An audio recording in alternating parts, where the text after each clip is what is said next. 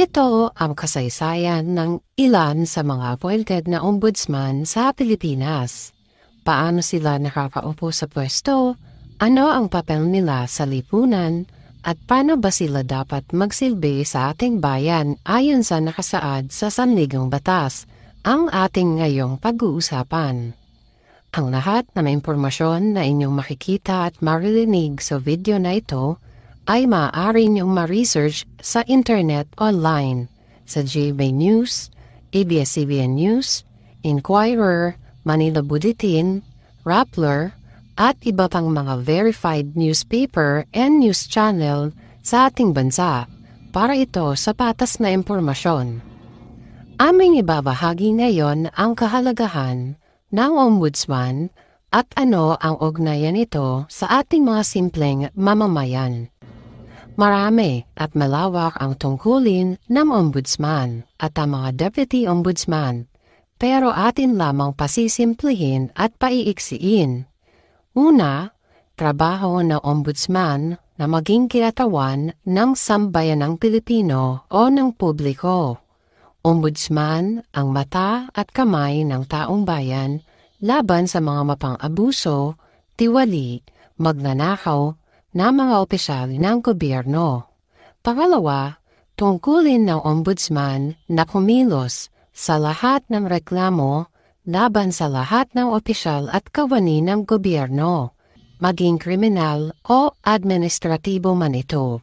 Maaring magsimula ang ombudsman ng isang investigasyon kung may nagreklamo o pwede ding motu proprio.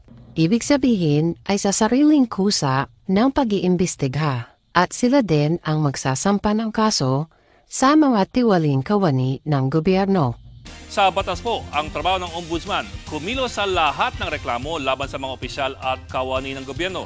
Ano pong kapangyarihan ng ombudsman? Siyempre, nandyan yung pag-iimbestiga sa mga kasong kriminal at administratibo. Kaya rin niyang iutos sa mga opisyal ang pagtanggal, pagsuspindi at pag-demote sa mga kawani ng gobyerno.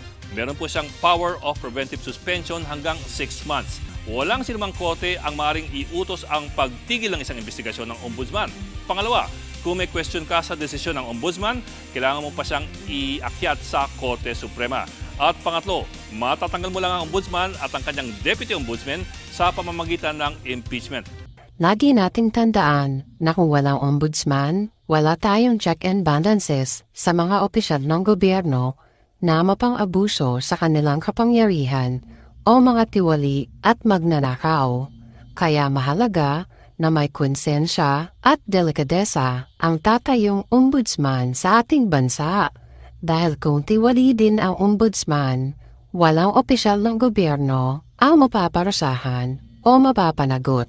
Para naman sa mga nais posibleng maging ombudsman, ang mga ito ay nagsusumite ng kanilang aplikasyon at nagpapalista sa Judicial and Bar Council o JBC at maglalabas ng shortlist ang JBC para sa mga kandidato para sa susunod na ombudsman ng bansa na ibibigay naman nila sa Malacanang dahil ang presidente lamang ng Pilipinas ang maaaring mag-appoint ng ombudsman. Pag nakapili na ang presidente ng kanyang bagong ombudsman, maglilingkod ito ng 7 taon at hindi pwedeng tanggalin ng kahit sino ang ombudsman, maliban na lamang kung ang ombudsman ay dadaan sa isang impeachment trial. Sa Pilipinas, ang mga impeachable na opisyal ay ang presidente, ang vice-presidente, ang mga membro ng Korte Suprema, mga membro ng Constitutional Commissions tulad ng Commission on Elections, Civil Service Commission, Commission on Audit, at ang ombudsman. Sa makatuwid, hindi pwede tanggalin kahit ng presidente ng Pilipinas ang mga ombudsman dahil sila ay impeachable officials. Noong nakaraang buwan, May 20, 2025, formal lang nag-announce ang Judicial and Bar Council sa pagbubukas para sa aplikasyon at rekomendasyon sa posisyon ni Ombudsman Samuel Martires na ang termino ay matatapos ngayong July 27, 2025. At ngayon, alam niyo na ang basic na trabaho at tungkulin ng isang ombudsman Ating balikan ang storya paano inappoint ni President Duterte si Samuel Martires noong July 26, 2018 at sino si Conchita Morales, ang ombudsman na sinundan ni Samuel Martires. Noong mahalal si Pangulong Duterte noong June 2016, base sa kanyang mga announcement at kanyang posisyon, nais na niyang palitan o alisin ang noon ombudsman na si Conchita Morales. Pero hanggang July 2018 pa ang termino nito. Kaya ilang beses niyang binatikos si Ombudsman Conchita na appointed ni President Benigno Aquino. May sinasabing batas si Pangulong Duterte noon na hindi naman niya tinukoy kung anong batas ito, na dapat daw wala na sa pwesto si Ombudsman Conchita. Pero hindi nagpatinag si Madam Conchita at sa isang interview, dito pinaliwanag niya mismo ang batas na sumasakop sa kanyang karapatan na manatili sa pwesto hanggang July 2018. Kahit maraming sinasabi noon si President Duterte, ay hindi nagawa ng Pangulo na alisin si Ombudsman Conchita Morales, kaya natapos niya ang kanyang 7-year term bilang ombudsman. Hindi natapos ni dating Ombudsman Merceditas Gutierrez ang kanyang termino bilang ombudsman nang magbitiw ito sa tungkulin noong 2011 pagkatapos ng 6 na taon sa pwesto. Kapalit niya itinalaga ni dating Pangulong Aquino si kasalukuyang Ombudsman Conchita Carpio Morales. Pero aligasyon ngayon ni Pangulong Duterte, overstaying na raw siya. You're supposed to serve the remaining terms of the guy who resigned, not to a full term. That is very clear under the law. That it has not been questioned until now, I do not know. Hindi sinabi ni Pangulong Duterte kung aling batas ang tinutukoy niya, pero sa sagot ni Ombudsman Morales, sinabi niyang naayon daw sa RA 6770 ang kanyang patuloy na pananatili sa posisyon. We're following the law. Incumbent ombudsman leaves the office by reason of death, removal, resignation, or disability, permanent disability. The overall deputy ombudsman shall be the acting ombudsman until a new ombudsman is appointed who shall serve for a full term. Nakasaad sa Section 7 ng Republic Act 6770 o ang Ombudsman Act of 1989 na 7 taon ang termino ng ombudsman. Naaayon ito sa Article 11 ng 1987 Constitution na nagtatakdang 7 taon ang termino ng ombudsman at hindi sila maaaring ma-reappoint. Kung susundin din ang Section 8 ng Ombudsman Act na may full term ang itatalagang ombudsman sakaling mabakante ang pwesto, hanggang 2018 pa ang termino ni Morales. Hiniling niyang ideklara ng korte na overstaying na sina Morales at iba niyang deputy. Ayon sa Pangulo, hanggang 2015 lang daw dapat ang tapos ng termino ni Carpio Morales. Pero hindi malinaw kung ano ang basehan nito dahil kung titignan ang unexpired term ni Gutierrez noon, hanggang 2012 lang ito. Maraming opisyal ang inimbestigahan pero magbabanggit namang tayo ng ilan sa mga kinasuhan ni Ombudsman Conchita Morales at ito ay sina Senator Raimondo Villa Jr. at former President Gloria Arroyo. Sa kaso ni Villa at Arroyo, pareho silang napawalang sala sa ilalim ng Duterte administration. Si Revilla noong December 7, 2018 at si Arroyo naman ay na-clear sa kanyang mga kaso noong July 2016. Ilang linggo matapos maupong Pangulo si Duterte ay pinakawalan na si Arroyo. Hindi naging smooth ang natitirang 2 taon ni Ombudsman Morales sa panahon ni President Duterte. Dahil sa tuwi-tuwi na ay may komento ang ating Pangulo sa mga ginagawa at dapat gawin ni Ombudsman Morales. Kakaupo pa lang noon ni Pangulong Duterte ay pinapatanggal na niya si Ombudsman Conchita at nais na itong ipa-impeach. Bakit kaya?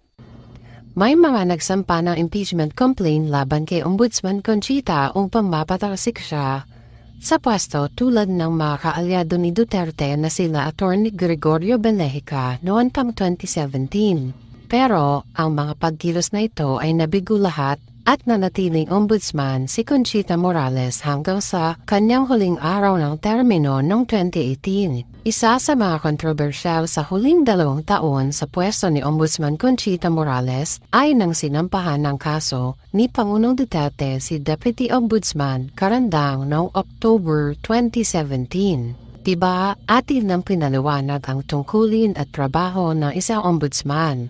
Sila ay ang mata at kamay ng taong bayan laban sa mga tiwali, abusado at magnanakaw na opisyal ng gobyerno. Kapag may nagreklamo, maaari nilang imbestigahan ang isang opisyal ng gobyerno. Pero bakit? Nung nag-imbestiga si Deputy Ombudsman Carandang sa mga di umano'y bank accounts ng mga Duterte na naglalaman ng di umano mga bilyong piso, bakit ginamit ni President Duterte ang kanyang kapangyarihan na pigilan ang trabaho ng opisina ng Ombudsman at sa kanyang mga pahayag ay tila ay may pagbabanta at hindi niya daw kinikilala ang kanilang investigasyon. Kung ganon, hindi ba't parang ang mismong presidente pa ng Pilipinas ang tumatalikod sa nakasaad sa ating batas? Nagtatanong lang po kami. Ang mga depensa ni Pangulong Duterte sa mga inihayag ni Deputy Ombudsman Carandang ay sinagot ng Integrated Bar of the Philippines o IBP at sinabing trabaho ng ombudsman na mag-imbestiga sa mga opisyal ng gobyerno, kaya dapat hindi magalit si President Duterte. Nagbanta si Pangulong Rodrigo Duterte na hindi kikilalanin ang investigasyon ng ombudsman kaugnay sa umano'y tagunyang yaman. Kasabay nito, bumuelta ang Pangulo sa Integrated Bar of the Philippines na nanawagan sa mga iniimbestigahang opisyal ng gobyerno na huwag maging balat sibuyas. Umaaksyon si Jem Avancenia. Biyernes nang binatikos ng Integrated Bar of the Philippines ang banta ni Pangulong Rodrigo Duterte na paimbestigahan ang ombudsman. Ayon kay IBP Head Abdiel Dan Elijah Fajardo, hindi dapat maging balat sibuyas ang mga opisyal na iniimbestigahan. Sinampahan ang patong-patong na reklamo sa Office of the President si Deputy Overall Ombudsman Melchor Carandang.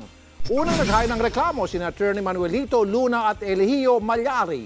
Sinundan ito ng mga dating mambabatas na sina Jacinto Paras at Glenn Chong.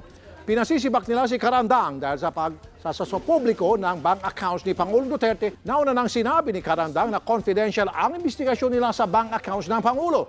Ang tinutukoy ni Carandang ay ang reklamong inihain ni Senator Antonio Trillanes IV laban kay Duterte sa Ombudsman noong 2016, panahon na hindi pa presidente si Pangulong Duterte. Dahil sa reklamo ito mula sa kampo ni Senator Trillanes, nagsimulang mag-imbestiga ang opisina ng Ombudsman kay Duterte noon pang 2016. Sa kanyang reklamo, idineklara ni Trillanes na di umano si Duterte ay mayroong mahigit 2 bilyong undeclared wealth sa anyo ng mga deposito at credit sa ilang bank accounts sa ilalim ng pangalan niya at ang kanyang mga membro ng pamilya. Sa mga ulat sa telebisyon at pahayagan na lumabas, binanggit ni Deputy Ombudsman Carandang na ang kanyang tanggapan ay pinahintulutan ni Ombudsman Conchita Carpio Morales na magsagawa ng fact-finding investigation sa reklamo ni Trillanes. Simula 2016 hanggang 2017, nag-imbestiga si Carandang at noon ngang October 2017, sinabi ni Carandang na ang Deputy Ombudsman for Mindanao na namumuno sa fact-finding investigation ay nakakuha ng ilang dokumento ng bangko mula sa Anti-Money Laundering Council o AMLAC na nakakita rin ng sapat na batayan upang magsagawa ng sariling investigasyon sa reklamo ni Trillanes. Sinabi ni Carandang na ang dokumento ng bangko mula sa AMLAC ay di umano nagpapakita ang pamilya Duterte ay may mahigit bilyong halaga ng mga transaksyon sa ilang mga bangko mula 2006 hanggang 2016. Ngunit sa hindi mapaliwanag na dahilan, itinanggi ng AMLAC Chief Executive na si Director Mel Georgie Racela na ang mga bank documents na ito ay galing sa kanilang opisina. Sinabi ni AMLAC Director Racela na wala silang nilalabas na bank documents ni President Duterte, isang bagay na mas lalong nagpagulo ng sitwasyon. Si Director Mel Georgie Racela ay nilagay ni Duterte sa pwesto bilang direktor ng AMLAC noong September 1, 2017. Si Duterte ang nag-appoint kay AMLAC Executive Racela, kaya hindi ba nakakapagtaka naman ang pangyayari ito? Kayo na po ang bahala mag-isip. Dahil dito, tumindi ang galit ng Pangulong Duterte sa mga siniwalat ni Carandang. Naging target ng mga kaalyado ni Pangulong Duterte si Deputy Ombudsman Carandang at ginawa nila ang lahat para mapatalsik si Carandang sa kanyang pwesto.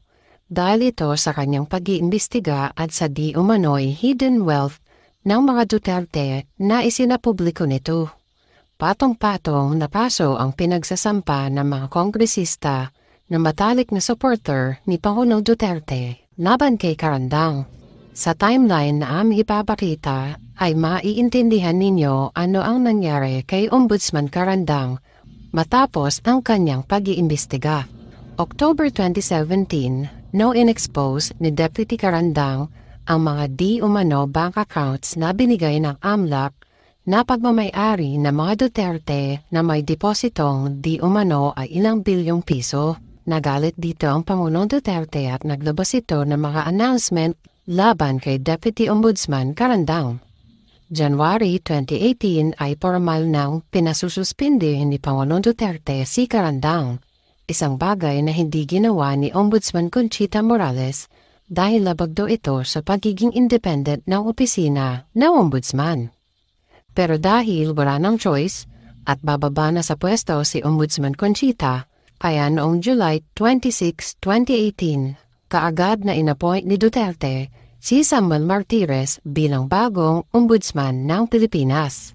Habang sumunod na araw, July 27, 2018, ito naman ang araw na nagretiro si Morales at bumaba sa kanyang pwesto. Dahil wala na si Ombudsman Conchita at si Samuel Martires na ang bagong ombudsman. July 30, 2018, 3 araw pa lamang nung makaupo sa pwesto ay kaagad na sinibak sa katungkulan ng bagong ombudsman na si Samuel Martires, si Deputy Ombudsman Arthur Carandang. Dahil sa pag-expose nito sa di umano ay illegal na yaman ng mga Duterte. Huwag natin kalimutan ang kaso ni Ombudsman Gonzales. Siya ay tinanggal noon sa panahon ng Administrasyong Noynoy Aquino dahil nasangkot siya di umano sa katiwalian. Kaya minungkahi ng dating Pangulo na si President Noynoy Aquino na masuspinde at matanggal sa pwesto si Ombudsman Gonzales. Ngunit inapela nito ang kanyang kaso sa pagkasibak sa pwesto sa Supreme Court at siya ay nanalo. Sinabi ng Supreme Court na walang power ang presidente na tanggalin sa pwesto ang isang ombudsman at ang deputy ombudsman dahil ang pagiging independent ng opisina ng ombudsman ang kailangan ng taong bayan upang mapanagot ang mga abusado at tiwaling opisyal ng gobyerno. Kung may kapangyarihan ng presidente sa mga ombudsman, sino pa ang titingin at magtatanggol sa taong bayan kung ang presidente naman ng Pilipinas ang magkakaroon ng mga kaso? Kahit sinasabi ng batas na hindi pwede tanggalin ng presidente si Deputy Ombudsman Carandang, ay nagawa ito ng mga abogado ni President Duterte. At sa inyong opinyon, makatwiran ba ang nangyaring pag-dismiss kay Deputy Ombudsman Carandang na ginawa lamang daw niya ang kanyang trabaho pero siya ay tinanggal at kinasuhan pa? Matapos magdutiro si Ombudsman Conchita Morales, nag-anunsyo na si Pangulong Duterte na si Samuel Martires ang kanyang inappoint bilang bagong ombudsman ng Pilipinas noong July 26, 2018. Bago nito, ginawa muna ni Duterte na Supreme Court Justice si Martires noong 2017. Sa maiksing history ni Samuel Martires, sinabi ng GMA News na si Martires ay inappoint sa government office noong presidente pa si Gloria Arroyo at nung presidente naman si Duterte, binigyan siya ng mataas at magandang pwesto sa gobyerno ni Duterte. Makikita na malapit si Martires sa magkaibigang former President Arroyo at Duterte at bilang kaalyado ni President Duterte na ayaw kay Leila de Lima, si Martires din ay isa sa mga maingay noon na nag-akusa kay Senator Leila de Lima noong 2017. At si Martires din na ombudsman na nag-acquit at nag-dismiss sa mga kaso na kinasangkutan ni former President Gloria Arroyo. Si Martires din na isa sa mga abogado na nagdiin noon kay Senator Trillanes nung gustong i-void ni President Duterte ang amnesty ng dating senador ngunit sila ay nabigo dahil hindi nila napakulong ang dating senador. Sa kaso naman ni Revilla noong December 2018, nang siya ay makalaya, nagpalabas kagad si Ombudsman Samuel Martires ng statement na hindi sila aapila kaya malaya na ngayon si Revilla at naglingkod pa nga bilang senador. Sa uling kaso naman ni Arroyo noong December 1, 2019, Tuluyan ang dinismiss na Ombudsman Samuel Martires ang mga natitirang plunder cases ni Arroyo. Kaya ang dalawang opisyal na nabanggit natin ay malaya at naglingkod pang muli sa ating gobyerno. Ilan sa mga pinatupad ni Ombudsman Martires ay ang mga sumusunod. Noong September 16, 2020, nagbigay ng announcement ang opisina ng Ombudsman na pinag-uutos ni Ombudsman Martires na hindi na maaaring makita ng ordinaryong publiko ang salin ng mga government officers. Ang salin ay ang Statement of Assets, Liabilities at Net Worth. Ano ba ito at bakit mahalaga ito? Simple na ang sagot. Ito ay isang dokumento na nagpapakita ng lahat ng iyong ari-arian, utang at kabuuan ng iyong kayamanan kung ikaw ay opisyal ng bayan. Kaya tayong mga mamamayang Pilipino ay wala ng karapatan sa impormasyon na malaman ang pera at kayamanan ng isang opisyal ng gobyerno. Sa madaling salita, si Ombudsman Martires ay inalis ang karapatan ng taong bayan na malaman ang impormasyon tungkol sa salin ng mga government officials. Huwag natin kalimutan ang batas. Ayon sa Republic Act 6713, Code of Conduct for Public Officials and Employees, isa sa mga puntos ng batas na ito na ang salin ay maaring ma-access ng publiko for the next 10 years. So bakit gumawa ng pag-uutos ang ombudsman na wag natin makita ang salin nila? Nagtatanong lang po ulit.